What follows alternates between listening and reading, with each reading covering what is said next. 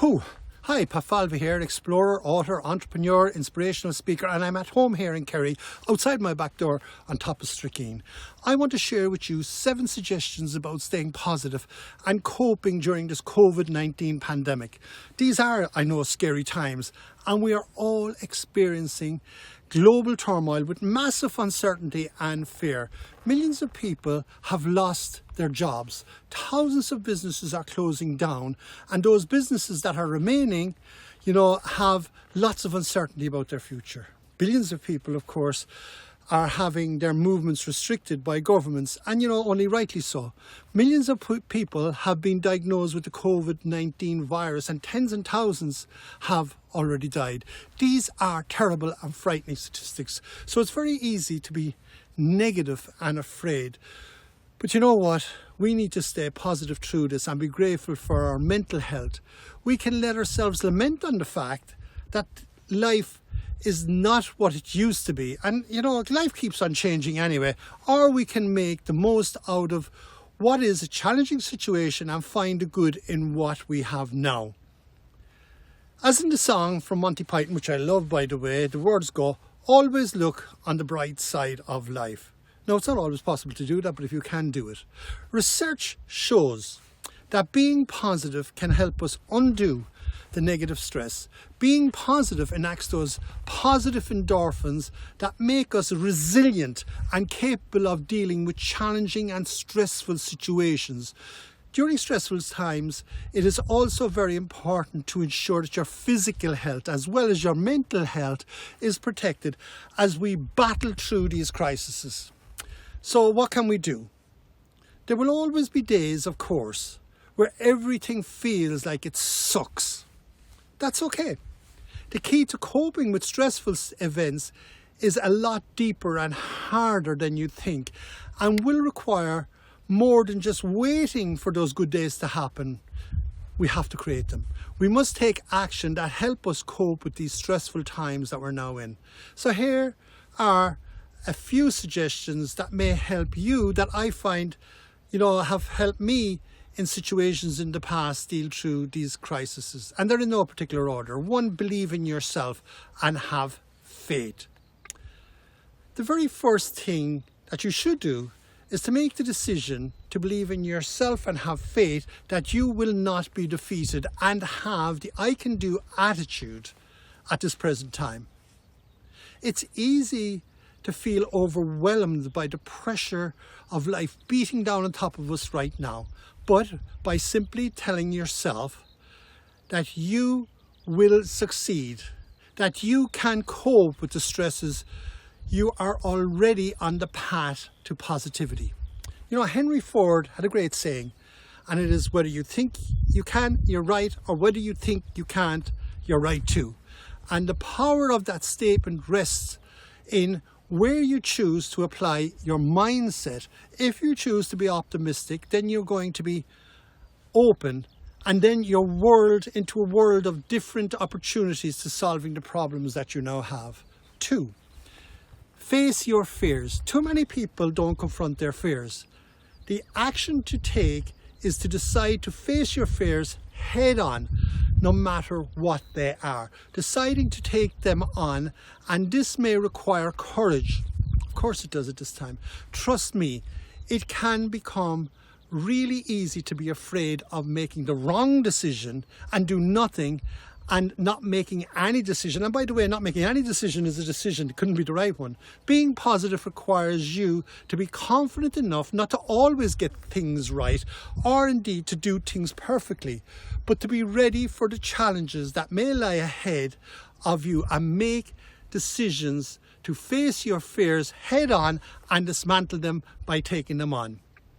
You may realize that they are not as serious to solve as you're thinking without doing anything. 3, keep fit. Yes, one simple activity to get your mindset into the right mode is to deal with stress, to keep your body physically fit and active. Go for a walk. Here we are here.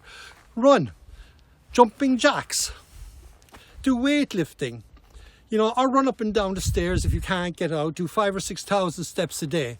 Just get active. Go out in your back garden, especially if you can. especially if you have kids as well. Many studies show that people who exercise regularly benefit from the positive boost in mood and improved self-esteem when you exercise. Your body releases chemicals called endorphins. Those endorphins interact with the receptors in your brain that reduces the stress level and depression. 4. Stay connected with people. We are all tribal. Even though we can't meet up with family and friends, we have lots of ways now to stay connected, just like I'm doing now, more so than ever. Social media, Skype, Zoom, and many other platforms. Use them, get connected. We are social creatures, and we need the interconnection with others, for our well-being. Even though we are in lockdown, we now have more ways to connect with people through social networking and the phone than ever before. Humans, by nature, that's us, thrive when they have a social connection, structure, and interact with other people. We are tribal and need to be part of a tribe. So don't become recluse. Stay connected with friends and family. 5. Show the love. If you are on lockdown with family, take this opportunity to spend quality time with those loved ones. Take time to hug your kids or your partner. Look them in the eyes. Have long conversations with them. Get to know them better. This is a great opportunity, more so than ever. These gestures, by the way, promote closeness and also boost your oxytocin, which is a hormone that bonds people and has a calming effect on your body. When your oxytocin levels spike, they tell your body to switch off cortisol, the stress hormone, so you feel more relaxed. 6. Slow down to try and stay calm. The 6th action is to slow down when you feel like the stress is too much. Remember to smell the roses.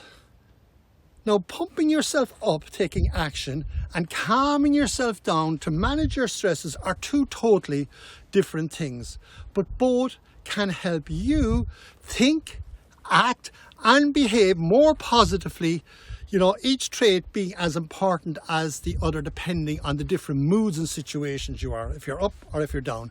An example in calming down: when you're speaking or dealing with something stressful, try slowing down your speech.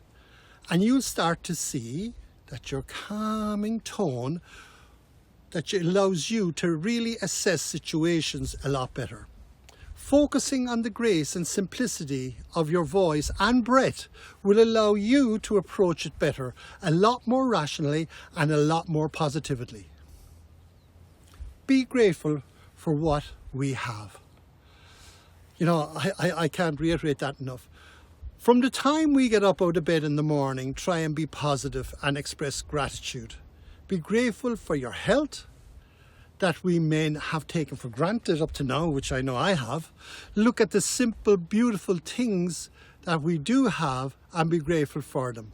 Here are some examples that I use myself. Waking up in the morning and knowing that I am alive and getting out here walking, taking a shower and feeling the hot water over my face, having enough food, in my fridge to eat, while reminding ourselves that there are billions of people around the world haven't got those luxuries.